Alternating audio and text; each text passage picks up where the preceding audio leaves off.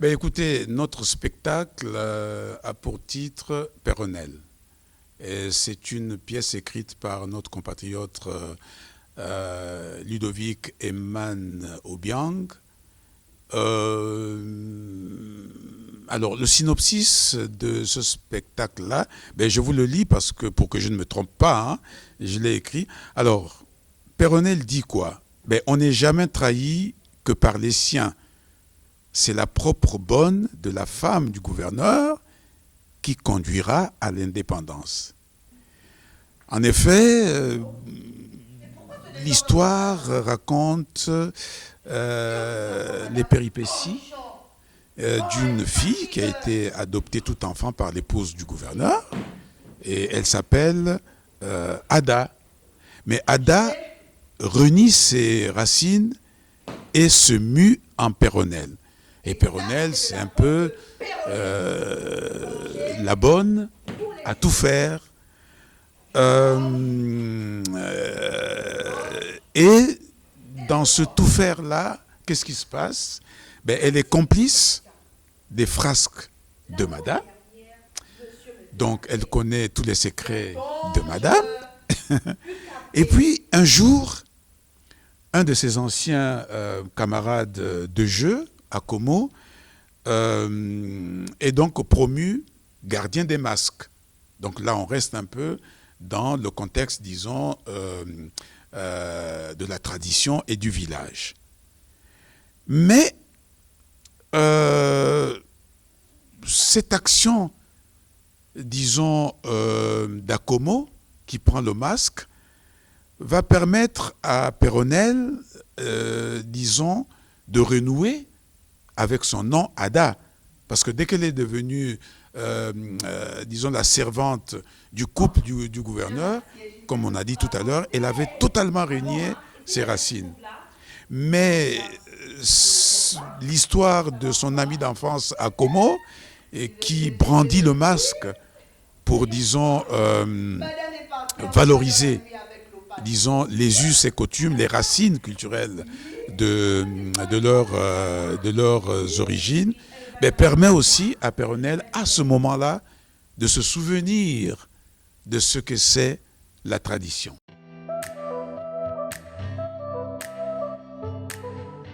Mais ce que nous voulons transmettre à travers cette scène enfin cette pièce de Péronnelle, c'est surtout d'abord, disons, le recours aux sources.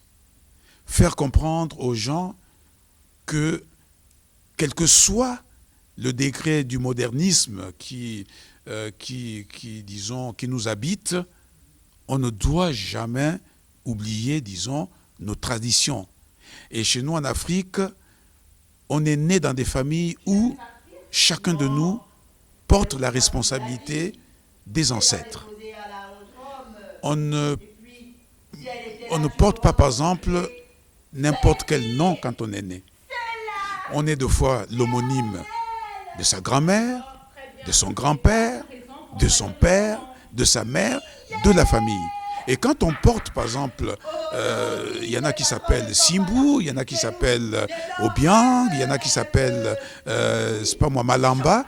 Mais quand on va faire, disons, l'analyse de ces noms-là, on se rend compte que ces noms-là ont une grande importance dans le sens même d'être pilier de la famille. Et donc, vous voyez, donc, Péronnelle, qui s'appelait avant Ada, a renié ce nom d'Ada, mais après, quand elle s'est rendue compte que, quand ses parents lui ont fait comprendre que, en reniant son nom, elle a renié ses traditions, et il lui arrive maintenant des petits coups bas mystiques, eh bien, on lui dit de revenir vers les ancêtres, de revenir vers les ressources pour enfin retrouver une certaine sérénité originelle. Donc c'était ça le premier message qu'on veut transmettre à travers ce spectacle-là. Et puis le deuxième message, c'est le danger, disons, de la rencontre des cultures. Ada quitte son village Elle est adoptée par un couple européen. Elle veut singer les Européens. Elle veut, disons, ressembler à sa patronne et à son patron. Mais elle se rend compte que cette aliénation culturelle-là cause des petits problèmes mystiques en elle. Et elle va revenir parce qu'elle se rend compte qu'on est toujours mieux dans ce qui a fait notre naissance, ce qui a fait en sorte qu'on grandisse dans un environnement originel. C'est surtout ça. Donc, le conflit des générations, le conflit des cultures ont toujours un côté positif et puis aussi négatif. Maintenant, chacun fait un choix en fonction de ce qu'il vit au milieu de cette aliénation culturelle. Voilà les messages, quelques messages hein, de Peyronel.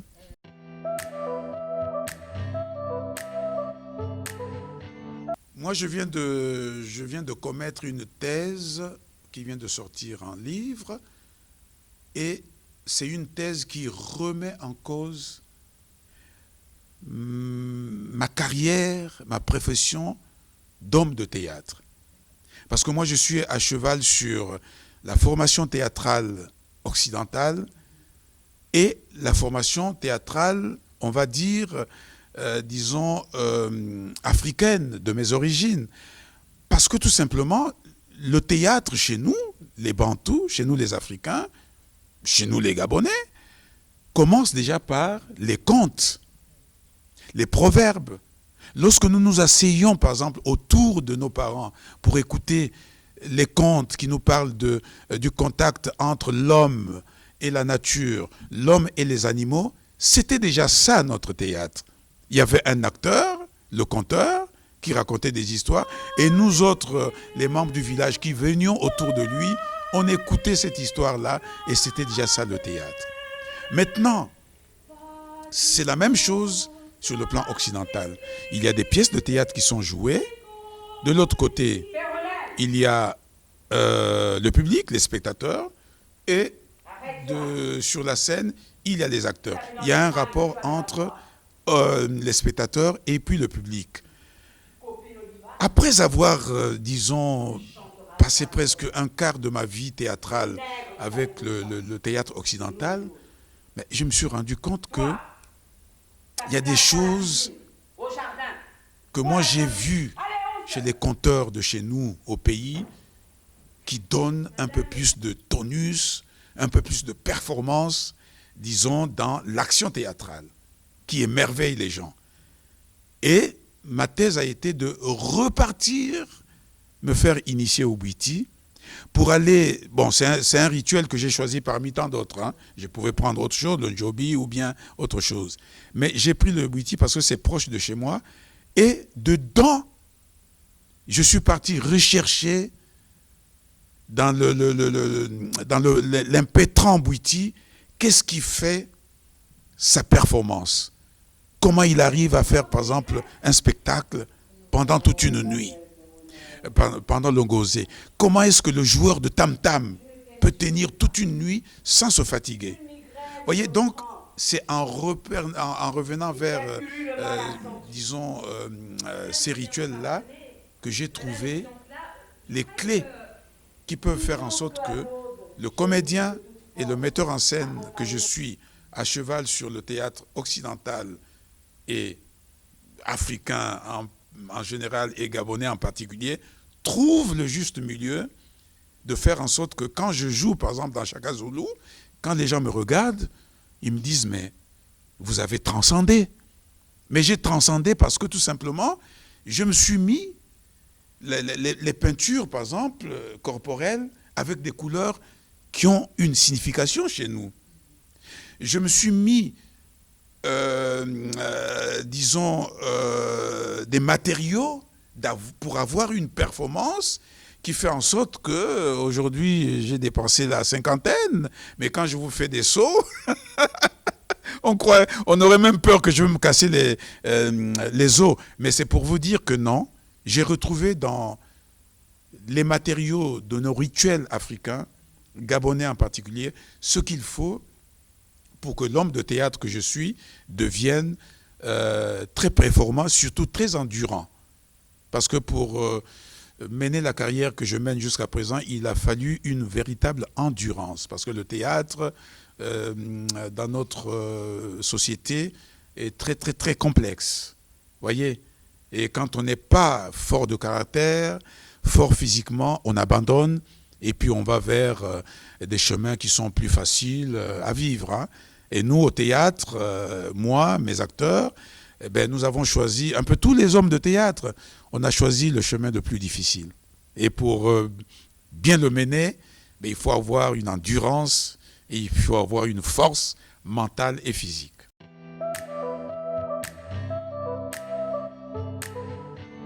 Mais ce que je dis d'abord aux jeunes Gabonais, c'est de leur dire que le théâtre n'est pas étranger à notre culture.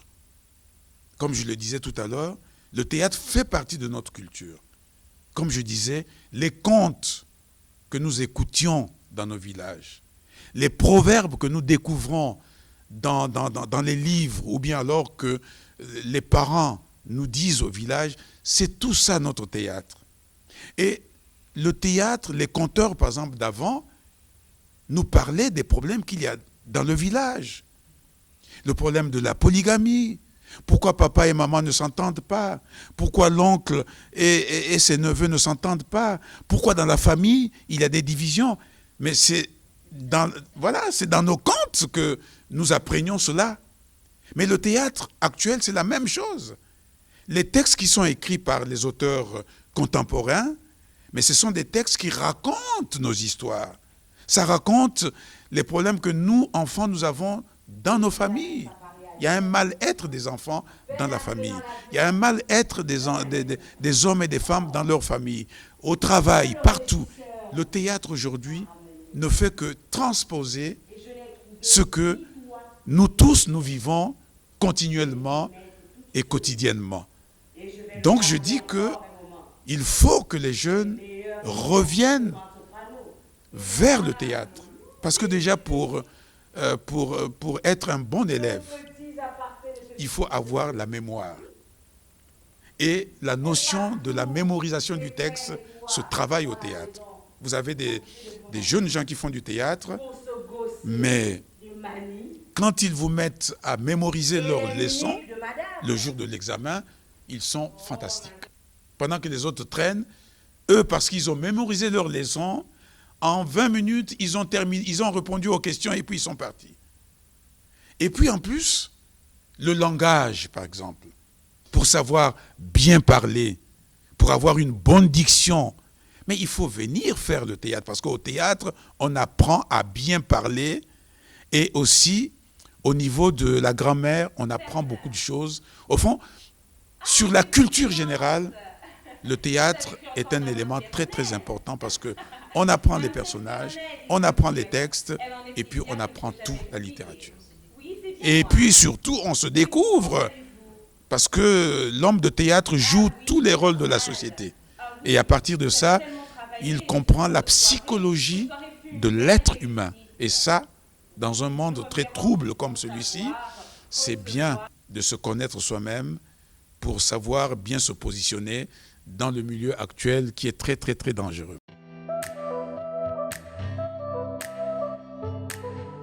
Alors, le spectacle est prévu le 29 mars 2023.